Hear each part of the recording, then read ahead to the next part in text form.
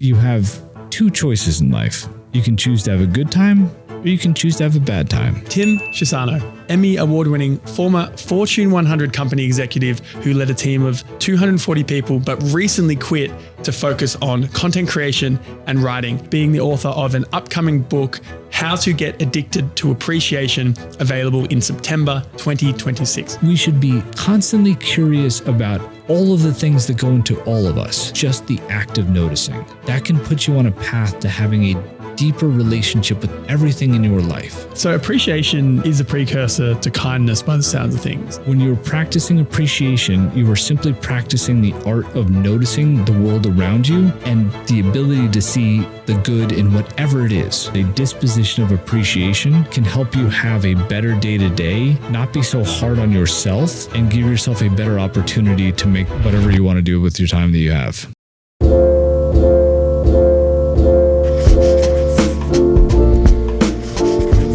Being raised by a radio executive father and an artist mother would have given you unique insights into the way the world works. So with that, what are the contexts of your developmental years that allow us to understand you better? First part would be the conversation I had with my mom in Central Park in 1982. I was about 5. I was not in preschool or kindergarten yet. A bunch of kids came into Central Park during their recess or whatever, and I had this one rock that I played on every single day. And these kids came in and they started playing on the rock too. And I remember being pissed, who the fuck are these kids and why are they playing on my rock? And like kids do sometimes when they don't get their way, I was pouty and went and sat in the corner by myself and was just grumpy. And my mom came over to me and she said, "You have two choices in life. You can choose to have a good time or you can choose to have a bad time," which basically meant you can get your shit together and go play with the kids, or at least just not be a grumpy little shit in the corner, or you can be a grumpy little shit in the corner. And literally stuck with me, obviously, to this day, about the choice that you have in regards to how you're viewing the circumstances, regardless of what they may be. Yeah. It sounds super lofty and potentially even a little pretentious in some context, but literally got her through alcohol addiction, got my family through battles with cancer, between the two of them, 10 times, all kinds of shit. And people throughout the course of history who have come across the worst things have chosen to figure out a way to get things done. So whether that is they screwed up my coffee this morning and that's going to make me feel a certain way all day, or I can't believe it's raining again, or whatever, the impact that it had on my life to have a mom who had that as one of the core beliefs and basically made us live that all the time. Literally, my dad was a stage 4 cancer survivor, melanoma. He was on an experimental chemotherapy, one of 80 people that survived this experiment. And even through that, there was no, we're not feeling sorry for ourselves in this house. Made my dad get up and shave and be as normal as humanly possible when he wasn't in the hospital. And so that's just a snippet of my mom's perspective. You go into my parents' apartment and there's not only a bunch of couches still to this day that she pulled off the street. She tells a story of going to an antique store right after it had a fire and they were throwing all the stuff away to grab what is now largely the furniture in my parents' house 50, 60 years later. And her just overall love of life, the fact that she is an artist by trade, a former flight attendant with TWA, just checks all the boxes for colorful, for perspective, for whimsy, for poetry, for all the things. And my dad, very similar to me, dumbass at heart, he would say the same thing, not great at school. He made himself a brilliant career in the radio space, had to deal with some very strange circumstances during his career, and did it all in a way, especially when he was around other people and how he treated other people, the way that I would always notice it if I would go to visit him at the office, like how everyone from the most important person in the office to the people that I always saw as also the most important people in the office, and that I would only later find out like, oh, their role was blank, and blank wasn't exactly like the highest or sexiest title. But my dad was just like that with everybody. He was the kind of guy who back in the day when you actually paid tolls would sometimes randomly, and especially if we were driving somewhere with other people, would pay for everyone's toll behind him, to be a nice dude and also to speed up the process. So the combination of an executive mindset from somebody that didn't have the greatest education background, an artist, being an only child too, and I think just being subjected to adults all the time, or at least in a disproportionate way versus other kids who have siblings, made for what people see today. And it's kind of funny how it's almost a blueprint for, oh, that would make sense. Like, not a great education background, got into corporate America, did reasonably well, and always had this like artist part. Sounds weird to say, but I like thinking about it like an art kind of, and how can I craft whatever I'm doing in a way that's going to be interesting and be able to connect an audience with an idea in a way that's different from the way other people might explain that same thing. So it was like the perfect combination between the two of them. How have you now instilled these values that you learned from your parents into your family? It's funny because I like the way I try to see my role in the house is, I've never had to like answer it this way. It's passing along a lot of the same ethos. It's trying to, the wild card, and probably why I'm stumbling with the answer is because I have a daughter. And being a girl dad, I think, is like something that is super unique and so special for so many different reasons. So it almost feels like while there is inherently going to be elements that my parents put into me that are then going to come out almost naturally, there's this brand new nature of, holy shit, I have the responsibility of helping this person become the best woman that she can potentially be. And I'm not female, so I don't like know exactly what that path looks like.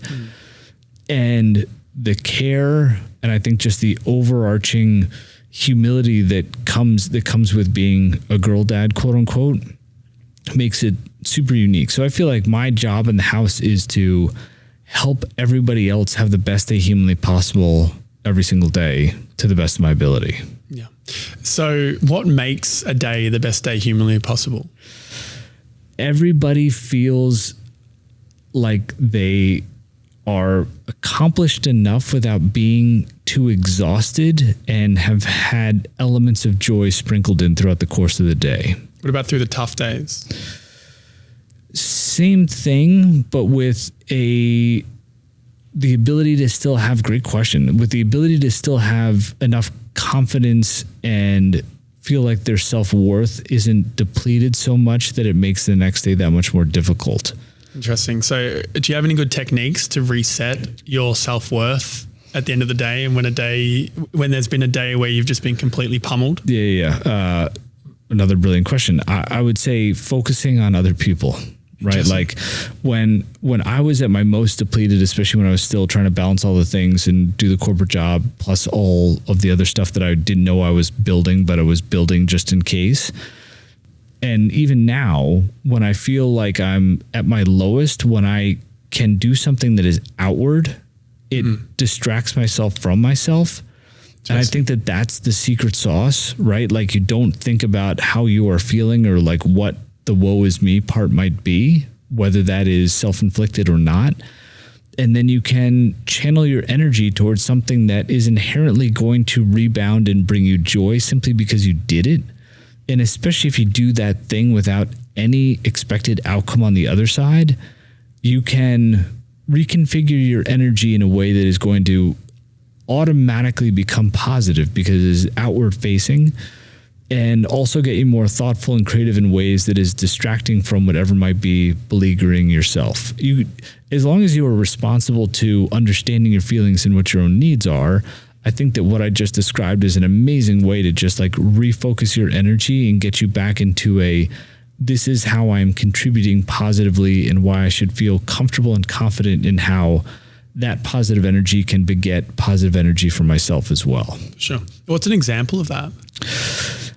Back in the day when I was in the corporate space, that could be just recognizing somebody's good work. That could be going back into something that I might not have had the time in the moment to say thank you to somebody for. That could be just randomly thinking about the course of a day and somebody that contributed in a way that I know that they would feel better if they just got a random note from the boss that was like, hey, just want to say 11:30 meeting, thought you really kicked ass, keep it up, been super proud of you lately, whatever that might be. I used to keep, and then you can build systems into your day that actually create these trigger moments so that you can be thoughtful about it, like what I just described, but you can also have it baked in so that you can't not have it part of your day. Example is every single morning, or I think it was every single Monday. I can't believe I don't remember this off the top of my head anymore. It was every single Monday at 3 a.m. I had an email triggered to myself from our larger database of employees. And it was everyone's birthday for the week ahead and anybody that had a employee anniversary. That way I knew, and then I could, throughout the course of the week, depending on who it was, and I tried to also not be the boss. It was like, oh, here's the boilerplate thing from Tim again because it's my birthday. Like actual thoughtful, specific notes based off of the person. And yes, there were 240 people, but like they were spread out across the country. So obviously like the season and who they were and how I knew them and what was happening weather-wise, what was their favorite sports team, like how was their family doing, like these types of things that I could bake in and be like, hey, happy birthday, like I hope Johnny and Susan like really took care of you this year, or happy birthday, I'm sure the Packers win on Sunday was like a really nice way to celebrate, whatever the case may be. Having an automatic email triggered to me to tell me this is who has a birthday this week or work anniversary was an amazing way to build a system that created an environment in which I could be thinking outwardly on a consistent basis without having to be like, feel like I'm starting from scratch all the time, so to speak. And also made it that much easier to be present on a consistent basis too. So I wasn't constantly like going through my head of like, oh, who have I not thought about and how do I do this, this, and this? Like I literally tried to idiot proof everything for myself, including things like how do I create externally focused positive energy? So how do you find the time to maintain that thoughtfulness without any space and a packed calendar? Because that's tough. Oh, it's super tough. It requires patience and practice. Like literally the more you do it, the easier it becomes. It's kind of like driving a car where the first however long you're like, this thing is gigantic. 5 miles an hour feels like 1,000. I'm going to hit everything. This is just scary to, oh, I can be one hand on the wheel doing 50 and be like, cool, this car totally fits in between those two, that kind of thing. It's giving yourself benefit of the doubt over time as well, so that you are comfortable that your initial reaction to how to respond to somebody or how to be more thoughtful is one worth acting on. As long as you're okay with, and one of my faults is trying too hard, right? Like trying too hard in that I won't feel ashamed to send that note to that person that's like, hey, just I was thinking about you or really appreciated this, or, sending a little, like those types of things. And some people are like, oh, like he really, like he's just trying too hard overall. That's always been my fault. And I'm cool with that, right? Like no one's going to be perfect. Like you're not going to find the perfect balance across the board, but allowing myself to act in an uninhibited way, so to speak, at least relative to just like the kindness that could be put out there on a consistent basis, made it easier to be like, I am focused, and yes, I have 8 hours specifically of meetings together, but there's also that like monkey in the back of my head that's like, don't forget it's so-and-so's birthday tomorrow. And, so-and-so is wearing a funny shirt, like say something nice about it, whatever the case may be. So it's allowing yourself to be like a little childish too, in a way that like a 5-year-old would walk up to an adult and be like, hey, I drew you a picture just for no reason. And letting that version of myself always be alive, I think helps make it all possible. Yeah. I think finding the childlike joy of your life and the world around you is one of the secrets to a happy life. Totally. And like, especially when you get the opportunity to literally watch that whole thing happen all over again when you have a kid of your own is the craziest shit. Like, I will never forget the first time she figured out she had a shadow. That was the wildest thing. I'm like, yo, why are you bugging out right now? And I'm like, oh shit, you just realized you have a shadow. This is the craziest thing to watch happen in real time.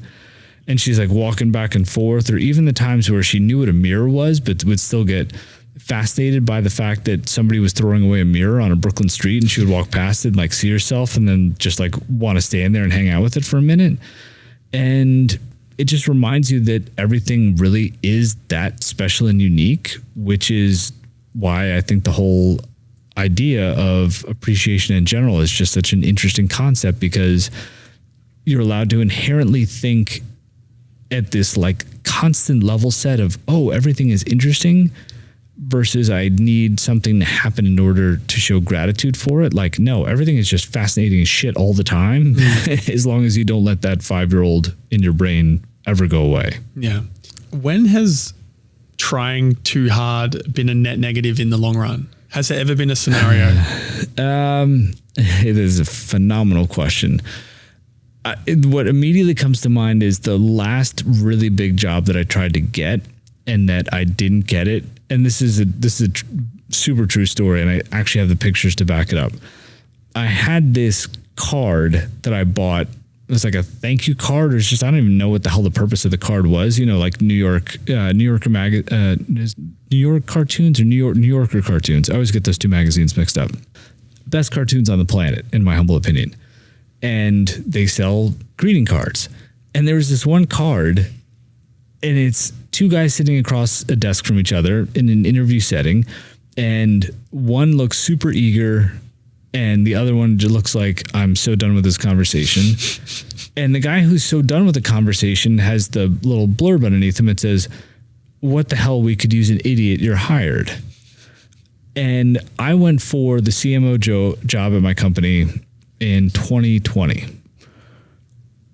I knew, and the president basically told me out of the gate, like, you're not going to get this. There's a big age discrepancy between the two of us, and a lot of other reasons why, in hindsight, I understood why he was trying to manage my expectations immediately. Mm-hmm. And I'm like, don't hear a word you're saying. This job is mine. I've been here for 7 years. This makes all the sense in the world. I'm going to get the job. You're going to hire me. I'm going to convince you that I need to be hired. Like, there's really no other outcome here. I even had this vision in my head of exactly when the job offer was going to happen in such a specific way that I'm like, I'm manifesting this to the T. Even though I knew, like, I literally knew I didn't make it to the last round, I still put in like a final card to say, hey, I know the final decision's coming up. And I used that card that said, what the hell, we could use an idiot, which in theory is like the worst thing to put on the table, right? Because you're basically saying, hey, you're kind of at your, like, either you're at the bottom of the barrel for this decision, or you're literally just thinking I'm an idiot and you're just going to give in and give me the job. I scratched out the word idiot and underneath wrote like eager, hardworking, creative, etc. Right? And inside I told him a story. I said, David, I bought this card 15 years ago or however long ago with no idea of when I was going to use it or for what purpose. And I go on to describe why I chose to use the card now as a way to show I think differently than every other candidate that you have. When it comes to the long-term marketing of this company, I am the person who is going to give us the best chance to think differently and to truly differentiate ourselves in the space. And that could be an example of trying too hard, right? Like either tone deaf. Were you wrong?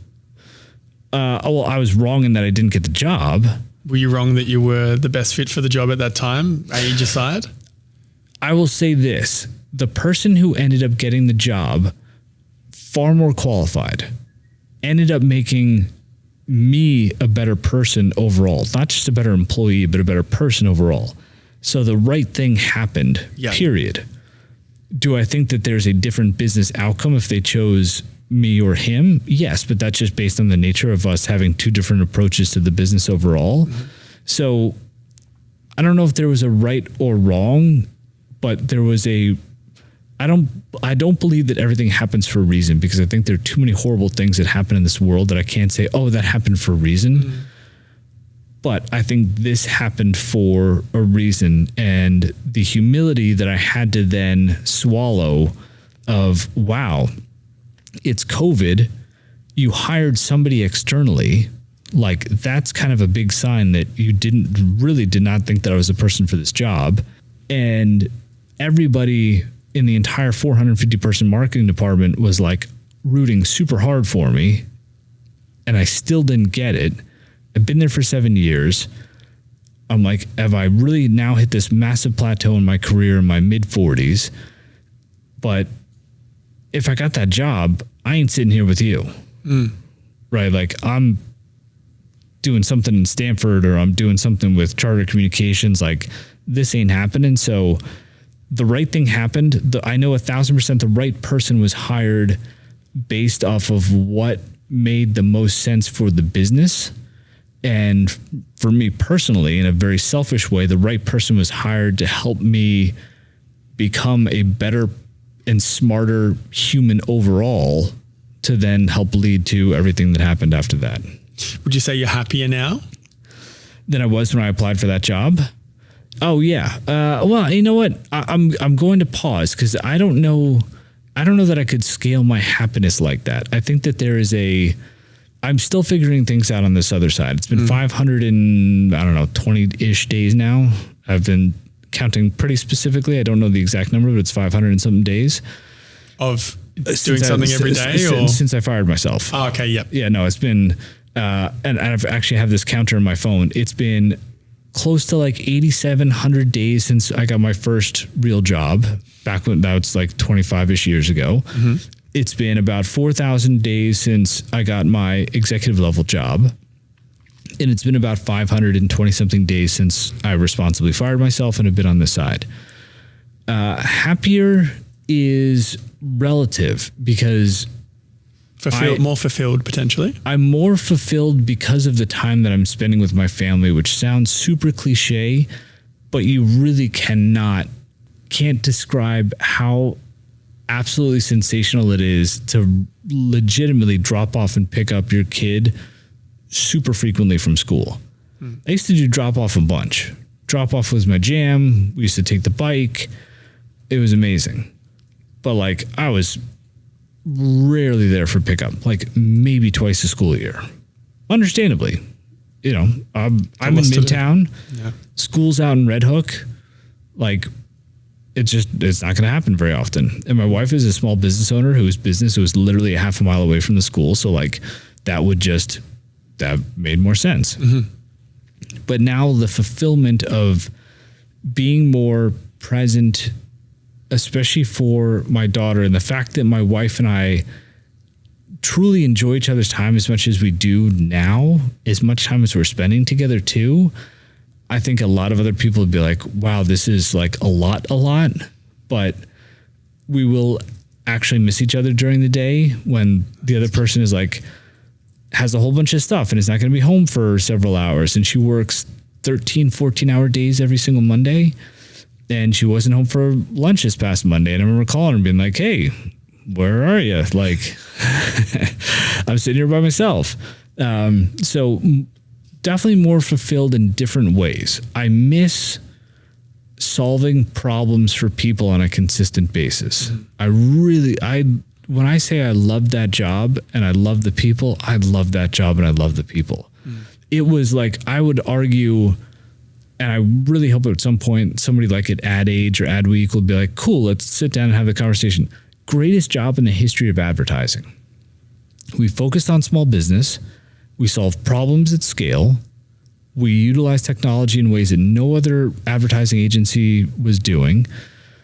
I had the loveliest group of people spread out across the country that were born and raised in these towns and cities that were just so stoked to help these small businesses grow. We were the reason that you would see any small business on TV. And yes, you could argue like, dude, super low budget. Those are some of the cheesiest commercials in the history of advertising. And yeah, those are parts of the reasons why it was the greatest job in the history of advertising. So I miss all of that. I do miss The Office. I do miss The View, like all that stuff.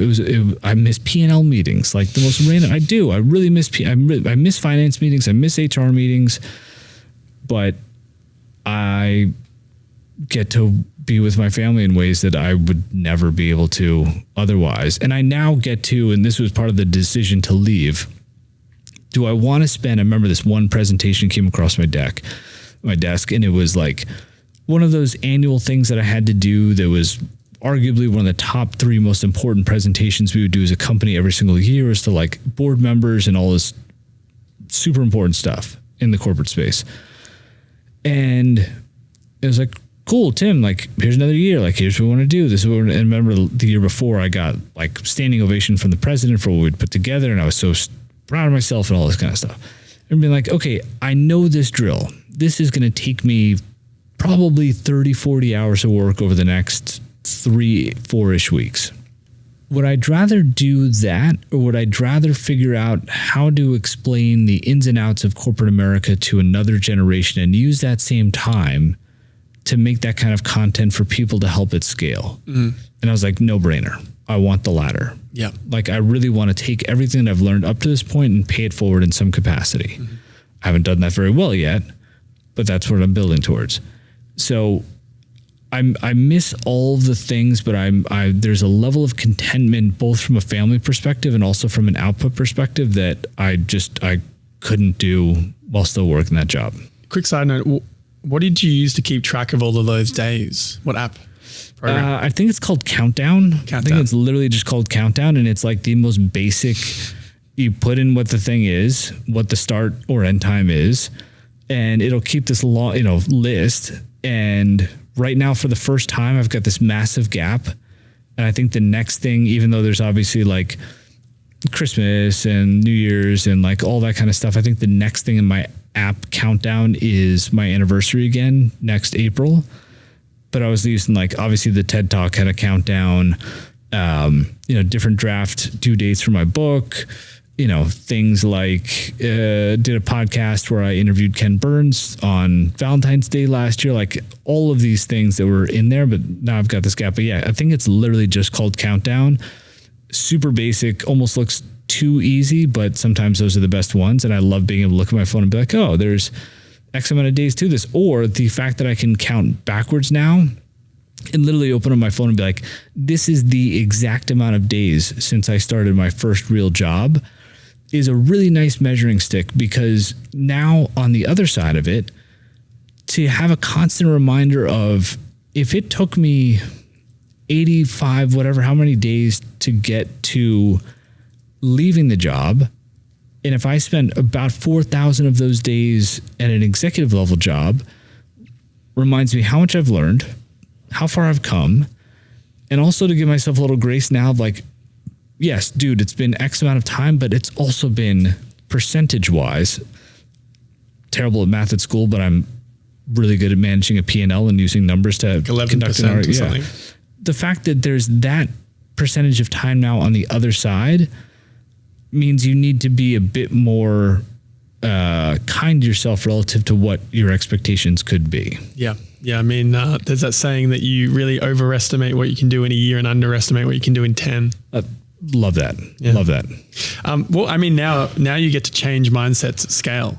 So you might be working with small businesses at scale, but you're doing something different. Like it's so funny. I'm trying. Today's a perfect example of not doing it all that well. I had what I would argue is a brilliant perspective put on the table. And it's something that's been simmering in the back of my head for a while. And I'm like, as we're sitting in a conversation, I'm like, fuck, should I go delete it and redo the opening line? Because I did a shitty opening, like 2 or 3 seconds to it. The visual hook is terrible. So out of the gate, at least in the first hour, which I know you really shouldn't do, like not performing as well as I would have hoped. But the point is fantastic. And the more forethought that I have, like right now, I'm literally making up content on the fly every single day. I have a running list. I have a Word document that has 300 plus pages and like several 100,000 words of just random scripts and ideas and stuff, even though I make up everything off the top of my head, or like 90% of it off the top of my head. And a running Notion document with like, here's the idea, here's a concept, here's an inspiration, like that kind of stuff too. But still, I'm like, shit, it's Wednesday at 4 o'clock. Like, what am I going to do today? I'm really excited to get to a place where there's more thought put into it, and what I can do at scale because of everything that I have. It's almost like there's too much stuff in my head. There's like too many learnings. It's like, cool, you can do an entire email series. It's like, okay, well, who's the core audience for that? Where do you start? What's too basic? You know, what kind of platform? Do I do it in a humorous way? Do I do it in a stark way? Right? Like the same way you were like obsessing over the camera, and you do that, as you know, you do that over the course of, this is what a 20-minute YouTube could be, or even if this is what a 90-second TikTok could be. And you can spin yourself in circles. So I'm excited to really live up to what I feel like will be a miss, and this will all be for naught if I don't find myself in a position, and I don't know what the reasonable amount of time is to take to be like, oh no, like you've truly helped it scale at this point. I don't think I've scratched the surface of what's possible yet. I know that I've definitely helped some people. But I still feel like I'm just not even close to getting to what's possible yet. Well, I mean, if you help one person and that one person potentially sets a domino that changes the world, that is actually a genuine path. Totally. You don't know. Totally. You don't know. Just quickly though, I love doing this podcast. If it's positively impacted you in some way and you would like to support us, please subscribe. By subscribing, it allows us to build a much bigger base of listeners, which results in better guests, better production, and a better show overall. Alternatively, please take a look at the affiliate links of the products that I use and love in the comments below, and consider purchasing using those links. They'll give you a discount, and they'll also provide the podcast a small kickback. These are two very easy ways for you to support us as we continue to grow the podcast that we absolutely love doing. Thank you for your support. And now back to the episode. I've been watching your content for a while, and two things that stuck out were the emotional intelligence box set, which I bought. I haven't read it yet, but it's sitting on my wall.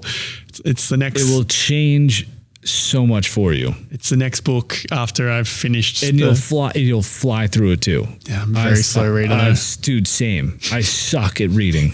I suck at math and I suck at reading. Good at math, terrible at reading. I was terrible at both. But good at storytelling. Me? I think so. Thank you. I flew through that series. Granted, it was like, it came at a super dark time and I was like, I need to, but like, I was like, you are reading this on the subway every single night and every single morning until you're done with it. You 1000% have to tell me what you think when you're done with that. I will. And the 12-hour walk is in my calendar. Cool. It's a bit cold now, so I'll probably either do it when I go back to Australia for Christmas or when I come back and it warms up next year. The trick is make sure whatever you do at the end of the walk is something that is a true re-entry in a super chill way. It sounds almost counterintuitive that you go and you do this 12-hour thing and then you need a chill re-entry. You'd think like, oh, you want to get back into the... Take it easy. That's what screwed me up and why the second half of my walk was super dark is because I was dreading what the conclusion was going to be. And then that sent me into this really dark spiral of, I shouldn't think this way. What's wrong with me? And the second half of the walk was terrible. So make sure that you have like the most chill, relaxed, whatever brings you the most joy in the most relaxed way for you is what you need to do at the end of that walk. And then you're going to have the most incredible experience. What was at the end of your walk that you were dreading? Honestly, it was a taco party at my house. It was like, which I know sounds really silly. And so you were ruminating for 6 hours over tacos? Yes. Here's why. The house is going to be packed, which always gives me anxiety. Mm-hmm. Just because I'm as much as some people, depending on who hears this and what they think of me before they hear it, some people be like, dude, you put your entire life on social media. Like, how in God's name are you? But like, it does. It's a big difference. Yeah. Energy's in a room, body's in a room, very different. And, my wife, who is a social butterfly of sorts, or just like loves warmth and like a lot of warmth, was totally fine with having the people there be a mix of people that went on the walk and people that didn't. Mm-hmm. So lots of people went on the walk. You had a group of people that went on the walk. Like this was I learned about it from the guy who owns Lure Fish Bar in Soho. Mm-hmm. I told my wife, she's like, this is happening for my birthday. She invited a dozen friends, got them all the book. We all met at the house, went our separate ways because you're not supposed to walk with anybody. So it was just like literally, hey, cool, see you, bye, scatter. And then all of those people, plus like some of their friends and family and some people that we invited but weren't able to go, meant that there were like 25-ish people in my house when I got home. And for me, it was almost like, I've never done ayahuasca, but it almost felt like what I've read about ayahuasca. And then being like, hey, cool, do you want like extra guacamole on your plate? Where it was just like, it was too stark of a jump for me. Sure.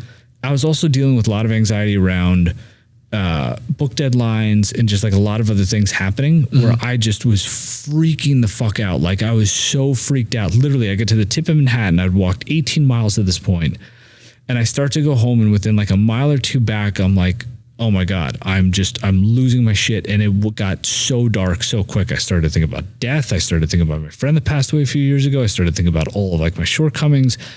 And it was largely driven by, why am I such an asshole that I can't be comfortable going back to my house for this taco party? That just made for this like really, really, really difficult and to sit there with your own thoughts for like another 4 hours, trekking back through Manhattan and wanting to have like joy in all of those moments too. Like I remember walking past 110th where the restaurant from Seinfeld, the exterior is, and being like, oh, I want to go take a picture in front of that for my daughter. And then like having all those other thoughts popping into my head and be like, oh, like I gotta keep walking. Like, so yeah, do something that's like super chill for yourself. And I still feel bad that that's a true story. But it's a true story. And so for anybody that it helps that goes on the 12-hour walk, like don't do something that's going to make you super anxious at the end. Like do something chill. I mean, it seems to me like it was exactly what needed to happen in that moment. Maybe that's exactly what you needed to work through. Maybe. I mean, it's funny because I don't know that now that you say that, it is somewhat ironic that the next time we had a house full of people, I was more chill than I've ever been. And again, while I don't believe that everything happens for a reason, I needed to make the most of the situation because it is so silly. And because it probably, I mean, I would not, if I could go back and do it differently, I would not put myself through that same, like there were things that I just did not need to think through on that part of the walk. Like, you don't get to choose though, unfortunately, when these things come up. This is true. This is 1,000% true. I also don't know that like that, the outcome and then the series of circumstances from there and what happened in the, weeks thereafter and all that kind of stuff. You never know. But, regardless, yeah, I highly recommend the 12-hour walk. I mean, I've done quite a few journeys over my time. No ayahuasca, but I've explored a few things that are pretty out of left field and esoteric. And from what I've learned is, and what has given me some equanimity with difficult things is I actually don't know where my head's going to go. Yeah. And I go into these things thinking to myself, regardless of how uncomfortable or hard or shit this becomes, just keep going with it. Just keep pulling the same thread. Yep. And eventually there's always an end to that thread. It always ends eventually. Yep. Like it's like this forever, up and down. So we'll see. Yeah. Yeah. But thank you. So what the point I was making was that, I'm just one person in a sea of 1.5 million people that you've potentially impacted, and to do a 90-second video that might take you, 4 hours to make me want to go on a walk for 12 hours.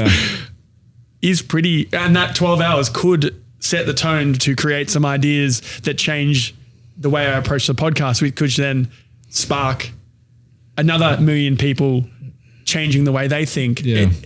It's a good place to be. Yeah, it's the not to scare you. Yeah, no, look, it's the gift of a lifetime. Like what I'm doing right now is a gift of a lifetime. As funny as this may sound, I genuinely believe that if there was any like broader purpose, I do believe that purpose is built, purpose is not found. But if there's any broader purpose to what I have been through so far, it was in a movie trailer scene. I walk into a revolving door in a big ass building and out of it in the same breath. And like the younger version of me is waiting on the outside is like, what the hell happened in there? And what I'm able to tell that person is what I'm supposed to be doing now. Yeah. And extracting that the right way is something I genuinely feel like I'm grossly fumbling with, but I'm so excited to continue to get better at extracting to be able to help, to your point, create change. I have this theory that there's 10,000 people that are going to change the world over the next like 30-ish years. Those 10,000 people are the top 20 people at the Fortune 500 companies. And right now, those people are like 25-ish years old. And a lot of them are probably like, fuck corporate America. Why would I want that manager job? This is all bullshit. Stock incentives, all this stuff that just seems like it's the worst in the decay of civilization. Why do I want any part of it? Governments are a mess. Corporate America has a disproportionate control over our lives. Most people are probably going to be like, if I polled just a bunch of random people, it's like, hey, how much control do big companies have in your lives right now? A lot of people are going to be like, yeah, no, like it's kind of everywhere. Like it's Coca-Cola and it's this company, that controls the weed industry and it's this company that controls the poultry and the blah, blah, blah, blah. The top 20 people in the Fortune 500 companies then in theory have a disproportionate control over wage gaps, environmental policy, healthcare, all of these things that are pervasive problems, mental health, right? Because so many people get super fucked up in the office. How I can potentially plant the seed into the people that would be really skeptical and want nothing to do with growing their career and getting into a position of power, and to try to help remind them that, look, when I was up at 4:00 in the morning doing emails, yes, there was a lot of that was trying to get the CMO job and do things that would advance my own career. But there are a lot of things too, like, hey, Jerry in Charlotte wants to go live in Erie, Pennsylvania, but we don't have an office there. But like another part of the company has an office there. He wants to live closer to his dying father-in-law. HR doesn't think that that's kosher relative to setting the right precedent, because then everybody in the company is going to want to be like, well, I want to work over here now for whatever. How do I figure that out for Jerry? That shit takes work. That takes people with like empathy, dedication, people that are going to punch the company clock and do all the shit, and then be able to change things and impact people's lives, right? So part of the reason why I like carry the burden, and I appreciate what you said about that like cascading effect of impact one that impacts 100, that impacts 1,000, etc., is truly wanting to be in this position, especially when there's so much. Dude, I could have an entire, and I'm like so tempted to do this too, an entire like anonymous account on TikTok that just does stitches about other people's bad corporate content, where they'll bring up these ridiculous scenarios, and it really is just like reverse rage bait, where you're getting people to be angry with you versus against you. Where it's like, yeah, fuck the way that this works. I'm like, but you didn't solve the problem for anybody. You just put this thing on the table that, yes, of course, everybody deal with that. But like, and then what? And I feel like I was trained to be a corporate monster to then be like the most helpful corporate monster that's humanly possible. And that's really fun to be able to think through, which is why I get tripped up over, well, the opening hook sucks and all these other things. And like, how do I really build that Mr. Rogers of corporate America persona in the right way, and then be able to like literally have all this fumbling around, then hit a switch and be like, oh no, now it's like really fucking for real. Like Tim just dropped these 3 videos that do X, Y, and Z. And like, I've never thought about things this way. And I've never thought about my career this way. Holy shit, I'm now lethal with email for the best reasons. Like all those kinds of things. Like, this is why you need to know a P&L. You know, it's all the reasons why an account like Harvard Business Review on Instagram would have millions of followers and fucking terrible engagement. And it's brilliant stuff. Yeah. It's not packaged right. It's not packaged right. The storytelling's not there. And for a lot of my stuff too, I would say it's not packaged right. It needs to be packaged differently. And that's kind of the fun in it too. Like literally that exact thought that I said popped into my head getting out of the cab to come here. And I don't know why that in particular popped in my head, but I was like, ooh, that could be a series where it's like, here's this brilliant thought that I'm going to make cool and digestible for you. And then again, you just kind of swim through all those thoughts and you're like, but that's kind of the beauty of growth overall is understanding where your flaws are. And just the same way a chef would be like, ooh, I'm going to cook this one fucking simple ass dish for the 10,000th time to try to make the perfect burger or cookie or pasta or whatever. And get so good at it that it's like, you know, the clouds part kind of thing. It's really what I want to do with the perspective and the helpful tidbits that I know can have that triggering effect that you noted. Yeah. I mean, if the goal is to be one of the best at this, it reminds me of that documentary Jiro Dreams of Sushi. Yes, 1,000%. Obsessed. Dude, I watched that on Silence. Where was I on my way to? It must have been, I've been traveling more this year than ever in my life. I think it was on my way to Vegas for the last F1 race that was there. And I had it on in silence in the background. Never watched more. I haven't watched like movies or TV in like a decade plus at this point. That's one of the things I had to cut out to find time to do all these things. Yeah.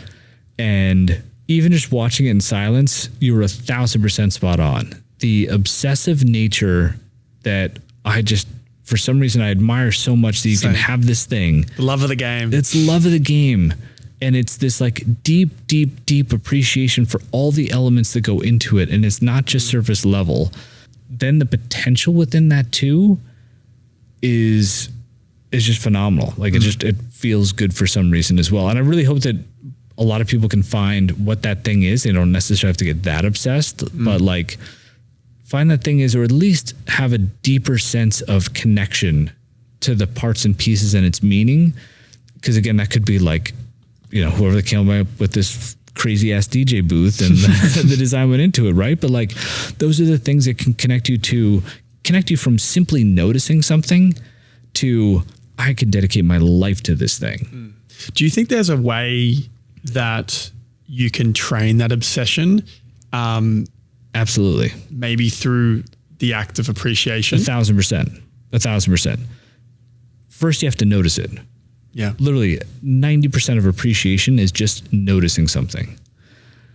Your ability to be curious about it sounds super obvious, but the more you can ask questions about it, it is quite literally the path. And this is why I get so excited about it, almost to a certain extent, like feels unfair that in a lot of regards, because you look up appreciation and there's not a lot out there on it. Fuckloads on gratitude. There's a million self-help books on a million different topics. Appreciation is a deeply underutilized and underappreciated topic. And it actually made it difficult to write about. Yeah. Because people kept being like, my editor was like, where's your research? I'm like, nobody's researched this. I finally found this one professor at Rutgers who dedicated most of her career to the topic of appreciation. And it was this light bulb moment. Literally, I was on a flight to Berlin. This is a true story. I was on a flight to Berlin back in September. And I started laughing my ass off because I had this printed out copy of her research.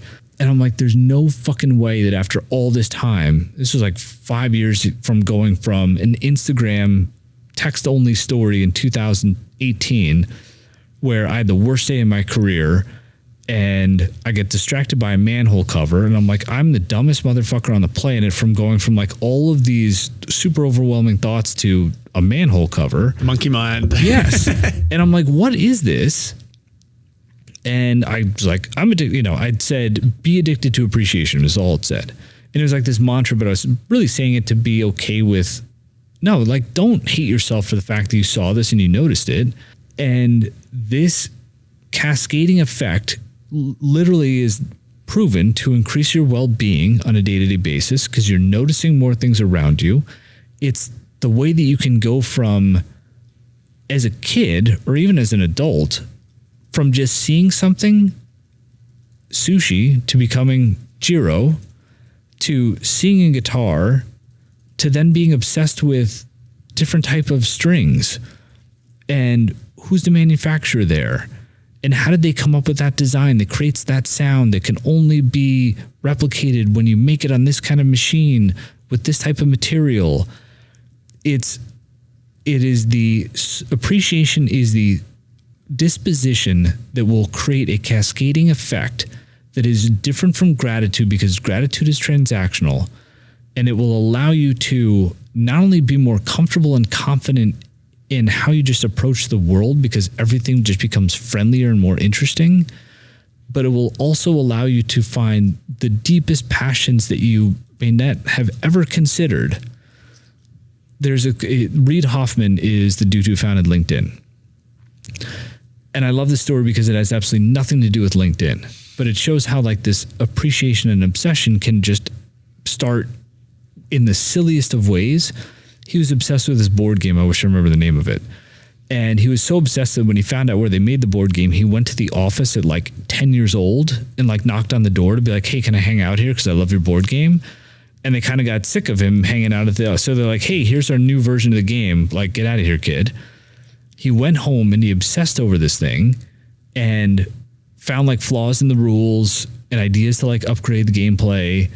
And over the course of a weekend, went back and handed it back in, was like, hey, here it is with changes. And at first they're like, oh, this kid again. And they're like, holy shit, this is actually really, really, really smart. Right? So multiple levels of appreciation there. Like his appreciation for the game overall, this like love of the fact that it was right around the corner, appreciation for the opportunity that he actually had this new thing in his hands, what he could potentially contribute to it. And it just simply goes from noticing something to potentially coming like a little obsessed with it to then understanding what an opportunity that really wasn't even there in the first place could present itself to, and then how that can take you in a completely different direction with your entire life. And for me, that ended up being content, I guess, at like the highest level, but there's just all kinds of things around us all the time. Like you could literally just like, it's the addiction is in not being able to unsee it. Light stands, microphones, cameras, jewelry, wearable technology, like all of this shit is super deep once you actually just pause. And it just starts with noticing, and noticing is a gateway to appreciation, and appreciation is a gateway to all of these things. Rune Quest was the game. Yes. Yeah. Thank you. Yeah. Would you say that appreciation is then the precursor to gratitude, or would you separate the two? It is precursor is a good word to use. It's like, and I love the way that this professor from Rutgers described it. When the two get conflated, it's like calling everything a bird, where appreciation is kind of like the bird, like appreciation is around us. Gratitude is a very specific kind of bird, which allows us to then have this like easier way to separate the two. The way I like to describe it is that appreciation is foundational. It can just be everywhere all the time. Gratitude is transactional. Mm-hmm. Makes gratitude sound weird, but like, what do you mean by that? You're getting something in return.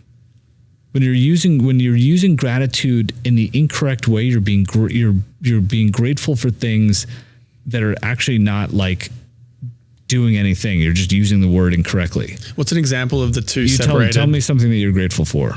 Grateful for this conversation. So you're within this conversation, you are, in theory, then you're getting knowledge from it, mm-hmm.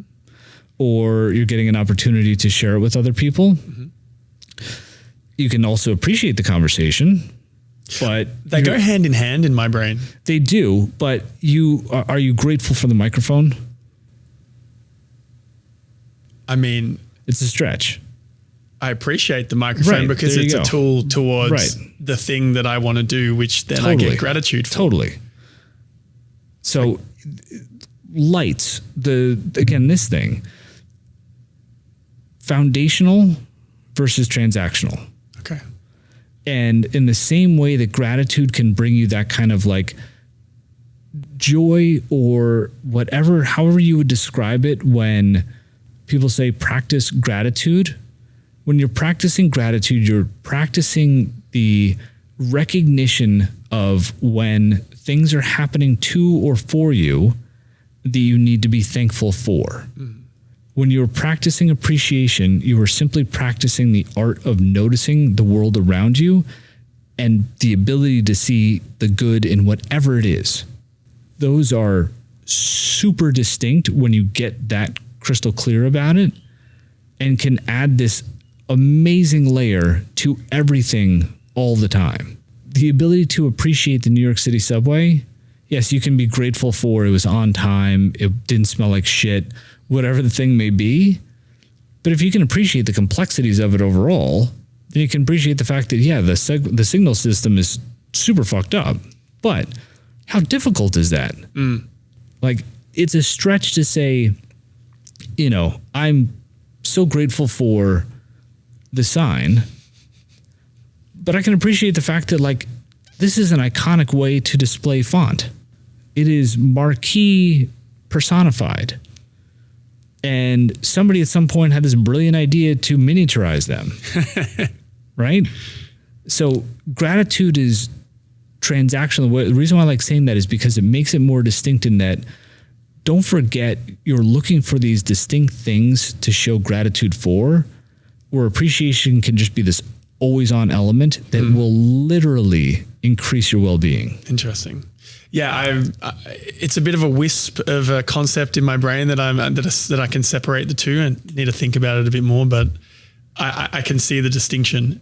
It's like appreciation is just the act of doing it. It's more of a doing than a getting. Yes, 1,000.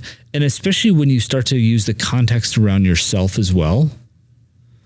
If you can appreciate yourself a bit more, again, proven to increase well-being.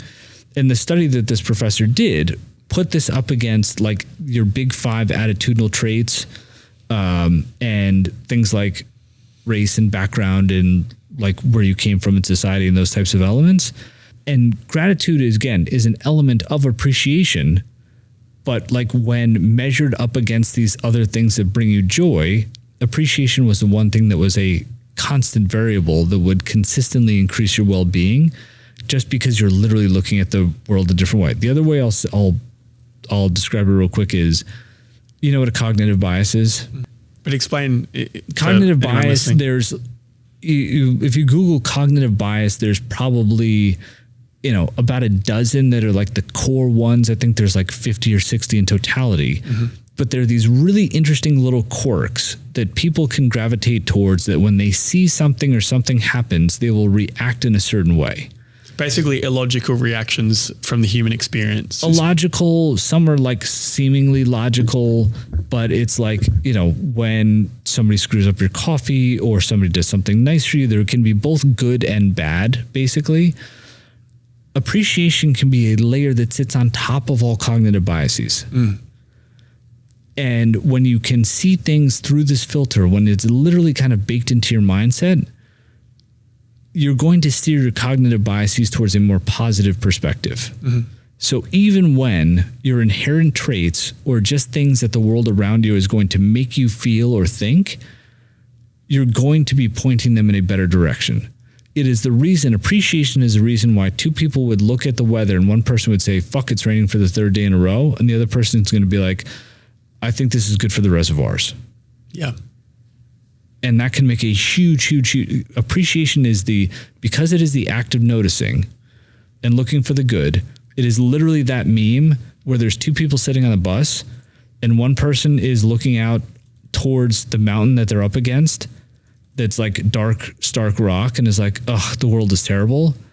And the other person on the other side of the bus is looking out at the view and is like, wow, it's a beautiful day.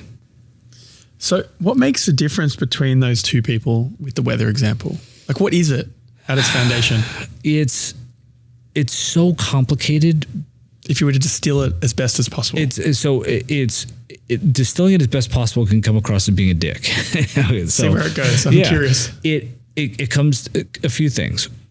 I would say one, to be very aware that not everybody has all the choices at their disposal relative to how they see the world, right? Like, what does that mean? Some people need professional help. Okay. Some people might need medication. Some people can't choose to have a choice.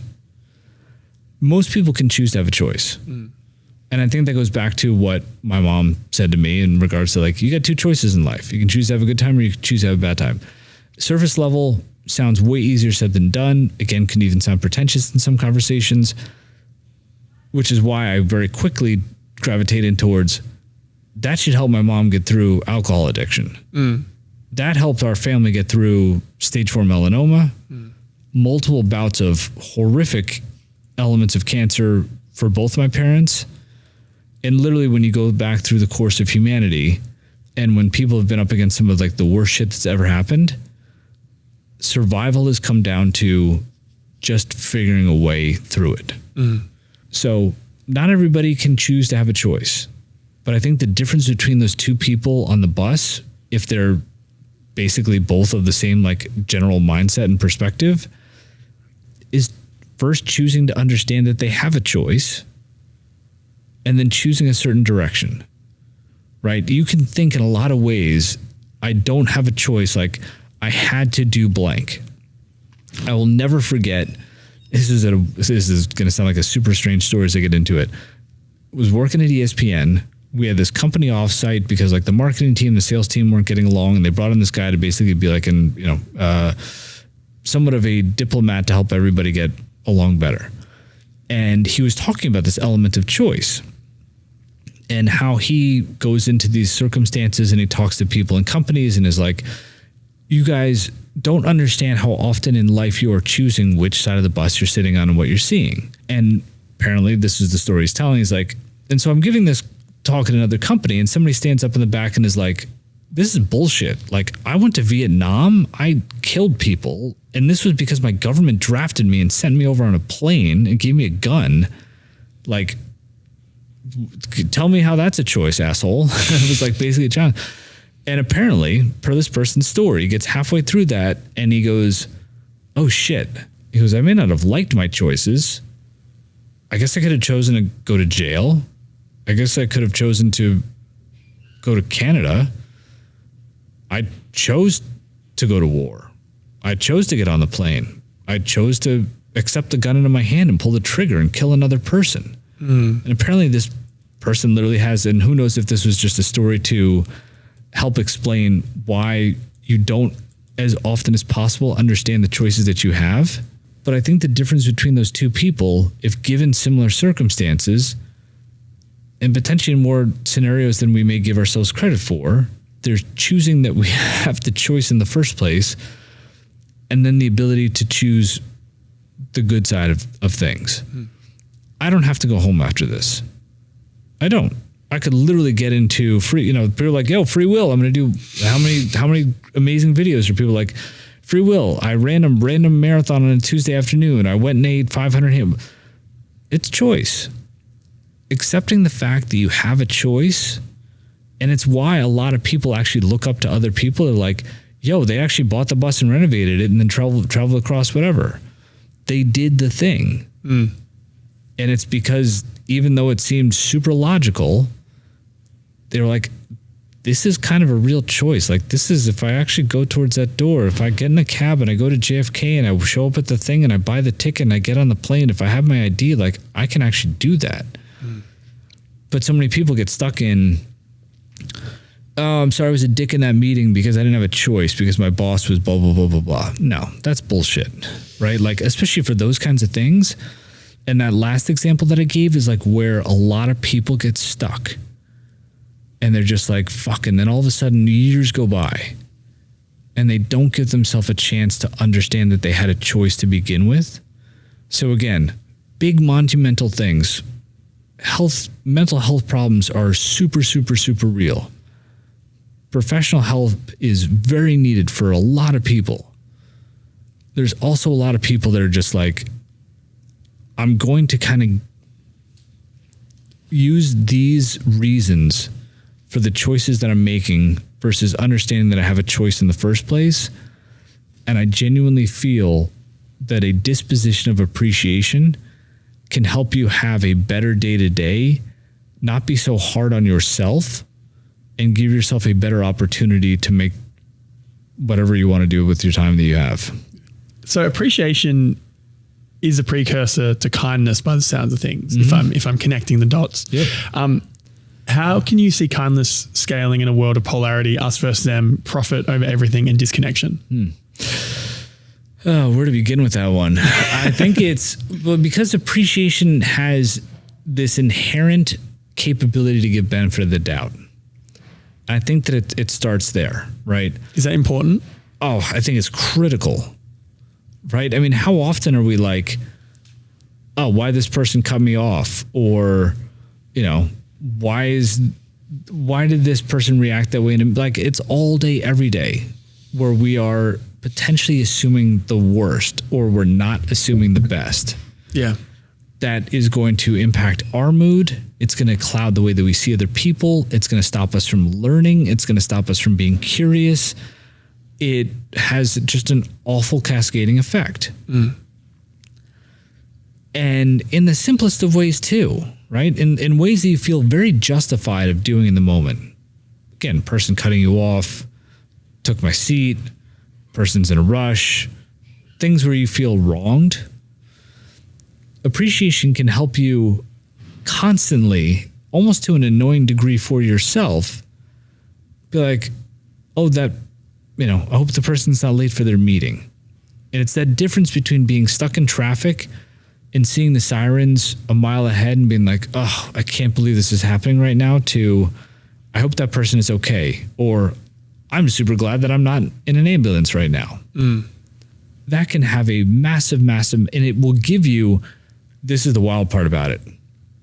And I try to touch on this in the TED Talk, which was a fascinating experience.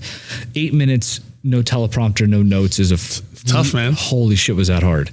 A lot of practice, I'm guessing. Oh my God. And I still feel like I give myself like a C+, B- on the performance, but that's another story. The thing I try to hit on to your question is you will use that like kind of like demon of yours in the office, right? Kind of common scenario to bring up. If you take the time to appreciate that person, even at the highest level, it will come across as though you're kowtowing to them or that you are letting them walk all over you. When in fact, that will actually give you the upper hand in the relationship. We think, and we're trained to believe that the more strong-willed and defensive, if not offensive, that we are with people, that's the way to have control. That's the way to create the dynamic that is in our favor. When we can give benefit of the doubt so that we can understand and appreciate the other person more, it allows us to show up where that person needs to be met, which is going to make them more open, which is inherently going to give you the upper hand in that dynamic. It is the absolute Trojan horse of any type of relational dynamic, especially one that you would want to control for your own betterment. As long as, to what you said earlier, as long as you're not a dick about it, as long as you're not like doing it for like you can create these incredible dynamics that will catapult things for yourself and for larger groups of people. It's like the definition of diplomacy. Yeah. You're able to find, and it's not even like finding common ground. You can find common ground once you understand the other person's ground. You already know your own ground. If you're like, oh, that person's got to figure out my ground, that may never happen. You're choosing then to waste time. Like, this is where, especially with myself, I would get like viciously aggressive with how much I could utilize this. Or be like, I am wasting time now. When I'm waiting for this person to say sorry, to do this other thing, like, I am fucking this up. I might deserve that. I'm sorry. I might be in the right here, but that doesn't matter. And especially once the outcome in a business setting dictated what happened for other people on my team, that's when I got ruthless with myself against it. I'm like, even if somebody on my team was like, hey, I'm going to the boss because of this problem, so I'm supposed to go to the other person's boss that's then supposed to think, even in situations where like, well, why aren't you calling him up and yelling at him? I'm like, because that's not going to do you any good. It's now my job to make the situation like actually better. So for all of the problems, all the world problems that you just described, I believe, and this is why they give out, Nobel Peace Prizes and all that kind of shit. And for some of the most remarkable things that have ever happened over the course of humanity, and I'm putting like warfare aside to the second, but even in those cases, you need to like understand and appreciate the other side so much so that you can fuck them up by like doing shit that they didn't expect, because you're like, wow, you know me so well, or like what we were going to do. The deeper you can understand and appreciate somebody else and your ability to meet them where they need to be met in most normal circumstances gives you the upper hand in the relationship to a way in which you can then control the dynamic. And as long as you're able to put your ego enough to the side so that you don't feel like you're being wronged in the situation, because that literally is just ego, you will be able to move mountains. So many people, especially in the first like early years of me making TikToks, there were a lot of people that were amazing and super kind and like really encouraging with everything I was doing. And a lot of people that were like, you are just going to die at your desk doing all of this shit for all of these other people. Look at all these meetings I'm in. Look at all these agendas I'm making, all this kind of stuff. I was meeting people where they needed to be met. I was fine to be the one of my peers that would say, hey, it's going to be a lot better for all of our teams if we meet every single Monday morning at 9 a.m. and have a conversation about getting on the same page so that we don't get into Wednesday afternoon and look like a bunch of scattered assholes, and then our teams are like butting heads as it always happens in a matrix organization. Let's get together. And I'll make that agenda every single fucking Sunday, year after year after year. And I'm not even going to say, here's the agenda tomorrow, because I don't want anybody to be like, yo, why is Tim trying to be the boss? I will literally call it suggested topics. And I will make sure it's in your inbox an hour before we have the meeting, so that I look like I'm playing the role of the admin, but I'm actually being the leader in this group right now. And it's not easy. It's not easy. But if you're willing to at least consider that your ability to appreciate somebody else more than they may appreciate you is going to give you the upper hand in the relationship, it is going to give you more humility and humanity, it is going to give you a better understanding of how the world works, it's going to give you more appreciation as to what your life circumstances are, and it's going to give you an opportunity and the energy to make more of what you have. If you see a homeless person on the subway and you're like, fuck, and yes, of course, like if there's feces or like there's disgusting shit happening, like it's an inconvenience. But I realized this by walking past shitloads of meth addicts at the subway station that I use the most often. Under what circumstances could I reasonably look at anybody stuck in that position in life and be like, oh, I 1000% would have done better with their life circumstances up to this moment? No fucking chance. Child abuse, mental illness, God knows whatever else. One thing that went wrong at one point that just set off this horrible cascade of series of events. So don't judge. We should be constantly curious about all of the things that go into all of us. So judging, I actually think, could be like a super useful tool. But once we start to judge for vindication versus just judge for awareness, we're fucked. But if we can be constantly curious and be like, oh, that's so interesting. Like, I wonder why he likes his shirt that size, right? If I have more questions about your choice in jewelry versus like judging somebody about like the choices that they're making from an aesthetic perspective, I'm going to be smarter. I'm going to be more well-rounded. I'm going to be kinder. I'm going to have better conversations. But the people that are just like, yo, fuck that guy in his stupid ass shoes or whatever it might be. I mean, every once in a while you got to vent and you got to say some stupid shit, but like, give yourself the benefit of the doubt to give others the benefit of the doubt. It, especially when it comes to your career, you will do the craziest shit over longer periods of time. You will have much healthier and much more satisfying relationships. You will be happier because you're not carrying so much of a burden. It will feel like you're carrying more of a burden. You're carrying a different kind of burden in such a fulfilling way that like I can't, it's the reason why what I'm describing right now is the reason why, as awkward as it could have been when I left that job, it's the reason why they sent me out the door and everybody was legitimately in tears that we were saying goodbye. And they sent me out the door with one of the greatest TikToks in the history of TikToks, which was basically like everybody in the entire department contributing to replicating one of my TikToks in a way to say goodbye to me. It's cute. That could have easily been, hey, weird asshole that's taping everything in your office all the time, get the fuck out of here. This has been the strangest thing for us to have to deal with over the past few years. But it wasn't, because I appreciated everybody so genuinely, and they felt it. And the way that that can then comes back to you is indescribable. Yeah. So I like the framework of appreciation, and I just want to quickly touch on, if you could sum it up, what the key techniques and frameworks of appreciation are, especially through difficulties. Yep. It is through difficulties. If we start with through difficulties, it's accepting that you might have a choice. Are you giving yourself a chance to choose in the first place? That might be the hardest part. Are you actually giving yourself a chance to have a choice? From there, it's what are your choices, right? And that all starts with like just appreciating yourself. If you can truly appreciate yourself, you don't have to have gratitude for yourself. You don't might necessarily have to like love everything about yourself. Just appreciate who you are.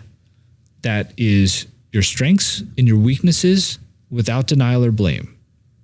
Then the ability to understand that you do have a choice. If you can then be comfortable with that, that's enough. That can literally put you in a position where you're like, okay, cool. What can I really do about this thing when I'm in a shit place? When it comes to just the day-to-day stuff, it's the simple act of noticing. Literally, we just fly through all of these days. There was a study that I read as I was doing research for this stuff that like 48% of the time, most people are not where they actually are mentally. And it's making us unhappy. Apparently it's this like specific inherent trait just for humans, where like hippos aren't doing hippo shit. And they're like, man, I wonder if what's going to happen next Tuesday when that meeting pops up, or like if that storm comes. Like they're not thinking about that. Like I'm just here doing hippo shit. But like a dog staring at the wall for an hour. Totally. But we have this constant draw, especially in the modern world and devices and all that kind of shit. But like, I don't even think that it's just because of phones or anything along those lines. You see those old pictures of everybody staring at their newspaper like mad close in the subway. It's the same thing. Our inability to be in the moment is taking us away from appreciating things. Because at its core, the simple step, the easiest takeaway for anybody listening is just the act of noticing. That can put you on a path to having a deeper relationship with everything in your life in ways that will genuinely bring you more joy, that are going to make things more interesting, that is going to allow you to give benefit of the doubt, that is going to allow you to see things on a deeper level. And it's going to allow you to problem solve more for yourself as well, because you're going to understand the choices that you have to get yourself in a position to build the thing, try the side hustle, go for the marathon, whatever that thing might be. That's like, oh, that would be cool if. But then the if comes from understanding that you've got the choice about the if. But have you even chosen to have a choice in the first place?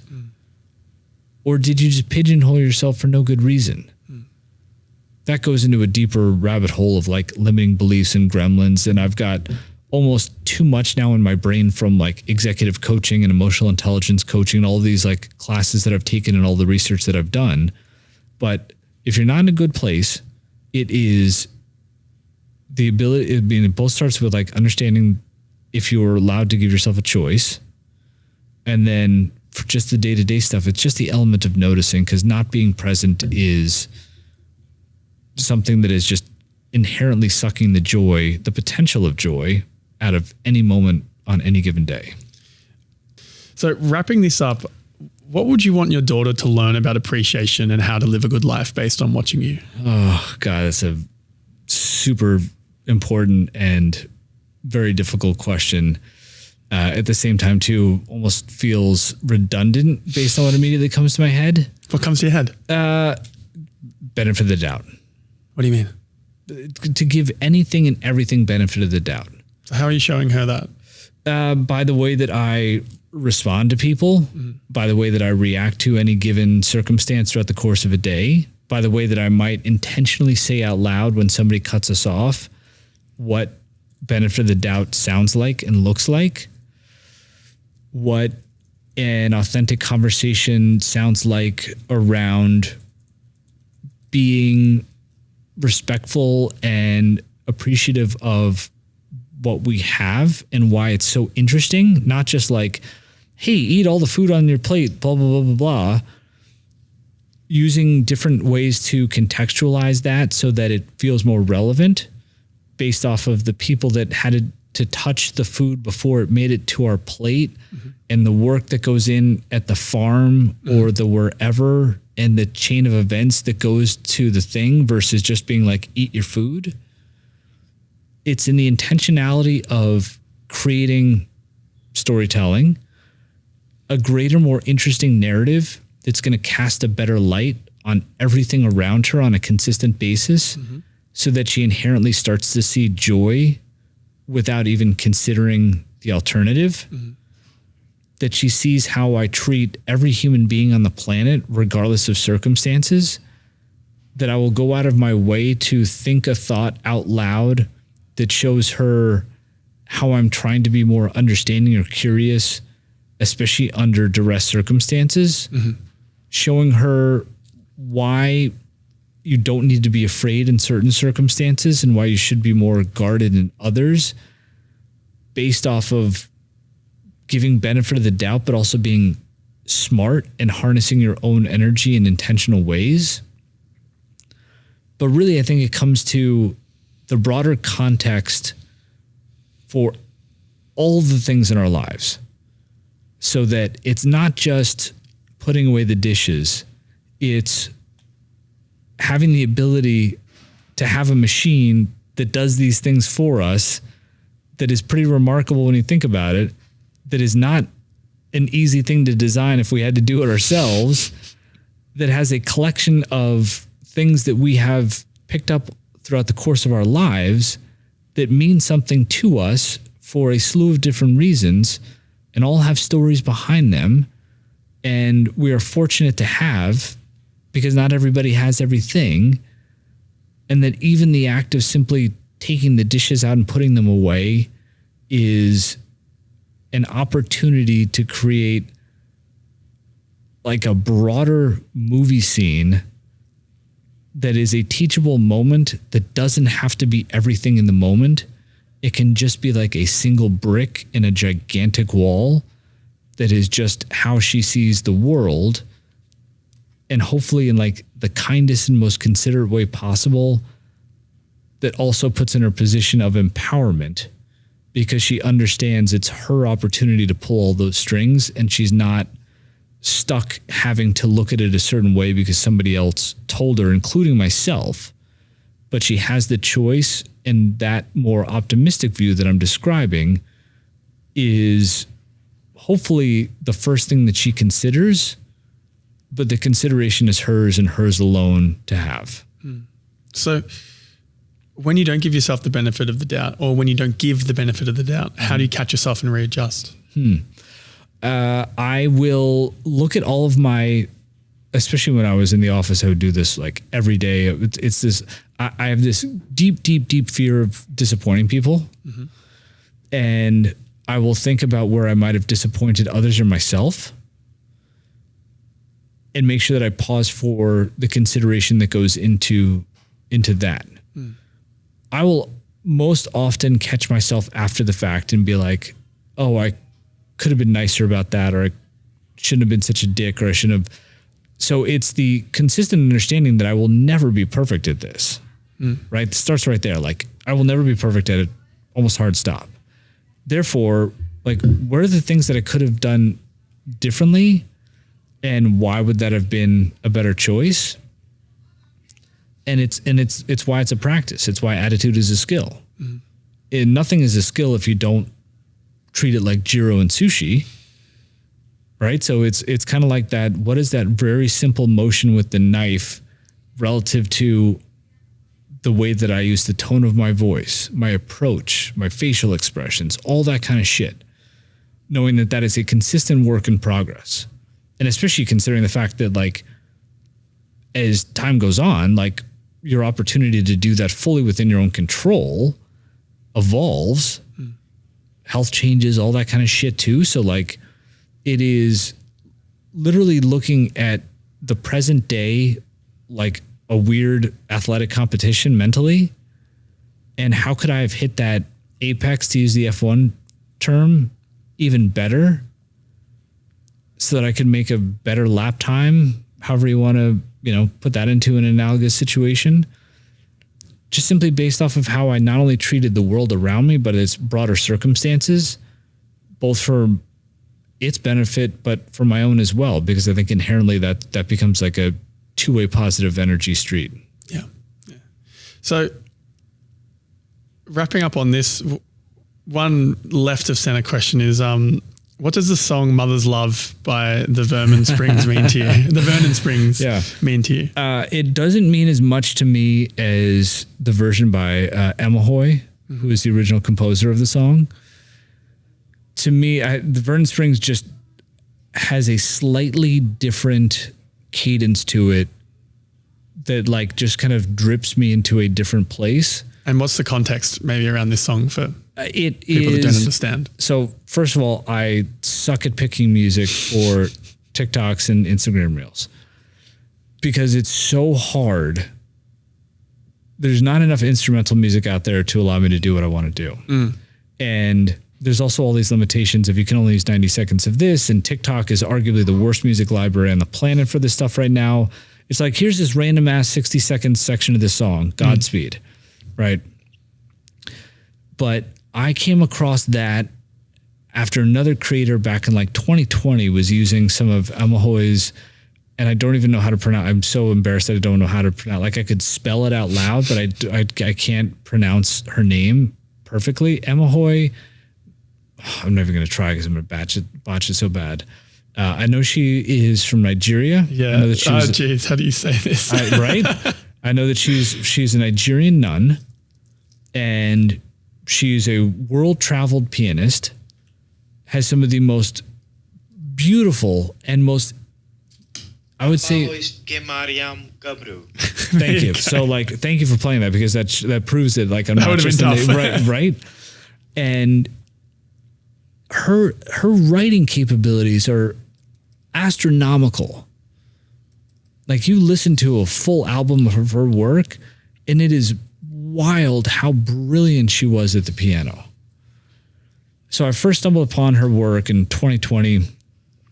It was a vlogger who was based in Vermont that, like, had used a couple of her pieces, and my friend, this guy named Ethan Glenn, who actually now has a clothing brand that's here in New York called Every Other Thursday. He had used a piece of her work in a piece's content as well, and I just immediately became just enamored by it. Anything that was music only, no lyrics, piano in particular, highly recommend. As a bit of a side note, the movie Shine, about the pianist David Helfgott, one of the most fantastic movies of all time, especially if you want a story about somebody who was not expected to do very much and then, like, did incredible things and went batshit crazy in the process. And, like, once I found that and it made me feel a certain way, now it's like a bit potentially too much on repeat. But when I hear the version by the Vernon Springs, it just makes me feel the way that I feel about the world around me. It like literally is like the perfect piece of music to be the background for just about anything. Just simply because of the delicate and fragile and beautiful nature of all the things all day long. That could be a New York Ranger hockey game at its most violent. That could be the New York City subway. That also the most violent. Sometimes that could be, you know, me finding a video of me holding my daughter when she was 6 months old. In my head, for whatever reason, it goes with all of those things. So it is just like the most beautiful, consistent background piece that I think allows you to take a deep breath and be like, everything is okay. And I'm allowed to see the most beautiful aspect of whatever the hell it is. It came on my classic shuffled randomly. And I was like, wait, I don't know this song. That's amazing. But now the problem is I can only think of you whenever it comes on. So it's now your song. I apologize, and I'm also proud of that. Well, I'm going to have to explore some of the other music. Yeah. So I like to usually wrap up the episode with some closing questions around the philosophy of life, even though we have explored this a lot. Yep. But I ask very similar questions to every guest. So maybe like 1 to 2 sentences, whatever comes to your mind. What view do you have, or views, that would make most people either scratch their head or potentially get angry? That corporate America needs a salary cap, that we are creating our own problems in this country just by not being nicer to each other, that we're choosing to be stuck in a lot of the shit that we are creating. They're quite a few solid ones. Right? I mean, like, I've got some that politics are inherently fucked up because we have to ask people for money before we even run for an office. It's the stupidest system is completely off. It's the stupidest thing in the world. Hey, imagine being in a job interview and you ask somebody, so what qualifies you for this job? And their answer is, give me $20 and I'll tell you. That's literally how our fucking political system works. Australia's capped. Everyone gets the same amount. That's the way it should be. And it should be capped.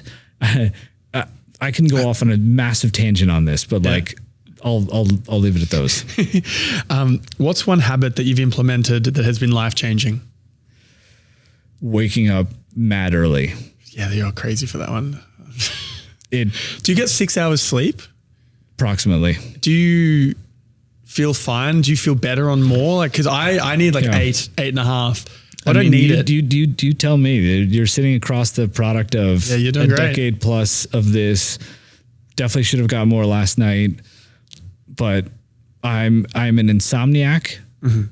I have been on Ambien for about a decade now. I literally, wildest shit. I want to go back to like weird things. I don't know if this would piss people off, but like, been on Ambien for a decade now. I literally will chew it and wash it down with that swig of bourbon that everybody sees me take at the end of the day. Yeah. And does it help? Oh yeah, of course. I wouldn't sleep otherwise. Like literally for I think it was like 3 or 4 years, I was falling asleep at 11 and waking up at 1. Yeah. Wow. Yeah. So that's where we're very different. If you gave me a pillow on that floor, I'm out. So instead of saying waking up early, my answer to that will be becoming addicted to the outcome of small events throughout the course of a day. Because that could be waking up early, going for a run, being present in a meeting. And it's not even the wins. It is what is the outcome? The outcome could be a win or a loss, but it was the outcome and the fact that I did the thing in the first place to create the outcome. It makes sense. What's an important truth that you know that most people disagree with you on?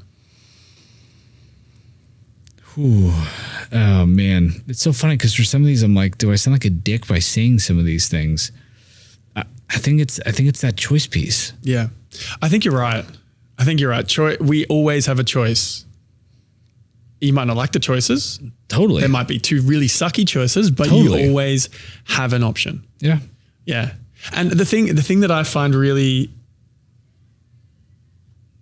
painful about society as we currently see it is there's a lot of blame and externalization of problems. Yep. And it's all good and well when you want to vent, but it doesn't actually get you anywhere. Right. And the fucked up thing part about that is there are the global exceptions for the most like horrific things happening on the planet.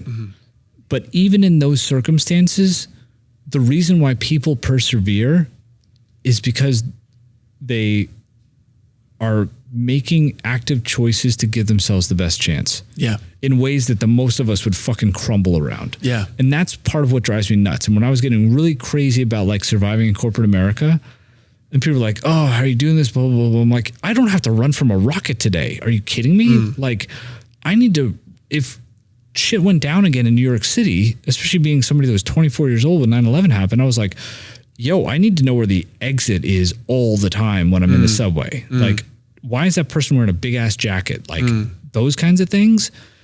And so when you think about global perspective and like true choice, be like, I would want to think that I have the wherewithal to be okay with a shitty meeting, because God forbid I ever had to run from a fucking rocket or be in just a absolutely destroyed city for God knows what reason. And there's human beings that are having to deal with that right fucking now. Like in a snapshot, I call this like weaponized perspective against myself. In a snapshot, to just think of, choose any place that is going through some very difficult times on the planet right now. And be like, how would I do in that circumstance? And then you compare it to like some of the shit that we have to deal with. And that would literally be some things would go into my head as I'm like, I have to go sit in an air-conditioned office on the 40th floor of a building and potentially deal with some assholes that commute in from the tri-state area. Woe was me, right?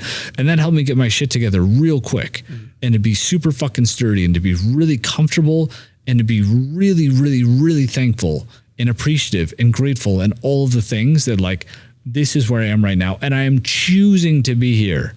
And God forbid I don't make the most of it, because what a fucking asshole I am if I don't. Yeah. Yeah. What's one of the biggest things over the last 2 years or last few years that you've changed your mind on? How important it is to really spend time with the people that matter the most. I think I've become that much more aware, especially as my parents get older, as my wife's parents get older, and just the true enjoyment in that, again, going back to the choice that like, wow, for all the things from like, oh, we're doing this, I could be doing that, like, or those types of things that really taking things to a next level relative to enjoying the moment. I think I've been good at that, but I think over the past couple of years, I've had to fundamentally shift to how like critical that actually is. And I've also had this like stopwatch in the back of my head of my dad was 52 when he got stage 4. I'm 48 now. And so from the back of my head too, I've always been like, well, fuck, what if that happens to you when you're 52? So I think that just like even deeper. So I don't know if it was like a full seismic shift of like, I wasn't and now I am, but just this entirely different level of, oh no, like for real, like make the most of all this shit. Yeah. Yeah. Yeah. That's a good place to wrap it up. So is there anything you're excited about at the moment that you can let the listeners in on? I'm super stoked for the TED Talk to be on YouTube. It's on TED's website right now. They do this. I don't know the full process behind the sequencing, but it's on their website right now. But I'm super stoked for that to hit YouTube, because I'm going to push. I will ask listeners and watchers and viewers and followers for like 2 big things. One is watch the TED Talk. I wasn't perfect with it, but the message is there. I know that it's resonating. I know that it will help. And then the second one will be when the book comes out, I will want people to go read it, because I genuinely believe that will help shift the perspective that anybody has to make the most of the one life that they get. So TED Talk coming out on YouTube, and the other one's several months away. But overall, I'm stoked to get home for dinner on time. Yeah. I'm stoked to make the most of the encyclopedia of corporate knowledge in my brain that I still feel like I haven't scratched the surface on. And I'm stoked to be able to use clips of this podcast to be able to help tell the ongoing story of who I am and why I am deserving of the trust and the grateful gift that I'm given of people's times on a consistent basis. Nice. And where can people find you? TikTok, Instagram, LinkedIn, YouTube, all under my name. And spell your name out for this moment. TimmChiusano. I was that boring person that was like, I'm just going to spell out my whole name, even though my last name is a bit clunky. Maybe if I would have gotten in a little bit earlier, I could have owned just at Tim. But yeah, that'd be nice. Yeah. Nice, man. And my last question for you is a nice little easy way to round this out is, what do you think the reason we're all here is? I think it's just to find happiness and do good with the time that we have. However we define that for ourselves. Nice. Thanks, Tim. Thanks, brother. And if you enjoyed this episode, please go to YouTube, search That One Time with Adam Metwally, click subscribe, and I'll see you next week.